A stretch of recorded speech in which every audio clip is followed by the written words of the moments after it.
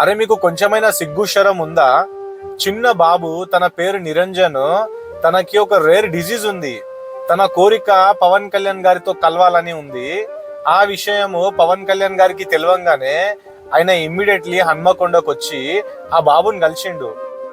కలవంగానే మీరందరూ మళ్ళా దాన్ని పొలిటికల్ చేస్తురేంది? పొలిటికల్ ఆయన ఏమైనా పార్టీ జెండలు పట్టుకోపోయిండా అక్కడ? ఆ బాబుని కలిసిండు, వాళ్ళ ఫ్యామిలీని కలిసిండు, మీకు ఎలాంటి సాయం కావాలో నేను చేస్తా అని చెప్పిండు.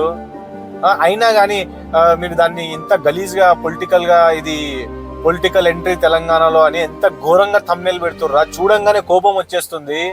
ప్రతి దాంట్లో పొలిటికల్ చేయాలని అవసరమా అసలు మీ అందరికీ? నాకు అర్థం కాదు.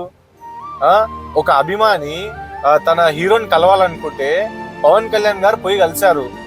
దాన్ని కూడా మీరు ఎంత ఘోరంగా, ఆ టైటిల్ ఏంది, ఆ థంబ్నెయిల్ ఏంది, నాకు అసలు అర్థం కాదు. ప్రతి దాంట్లో పొలిటికల్ చేసి జనాలు ఏం పిచ్చోళ్ళు గారు, జనాలు చూస్తున్నారు. మీరు ఏమేమో థంబ్నెయిల్ పెడుతున్నారు, అన్ని చూస్తున్నారు. ఇండిపెండెంట్ యూట్యూబ్ ఛానల్స్కే చెప్తున్నా నేను.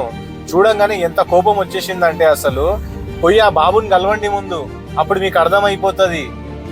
ఆ బాబు నా కోరిక ఉంది పవన్ కళ్యాణ్ గారిని కలవాలా, నేను పెద్ద అభిమాని అనగానే కలిసిండు.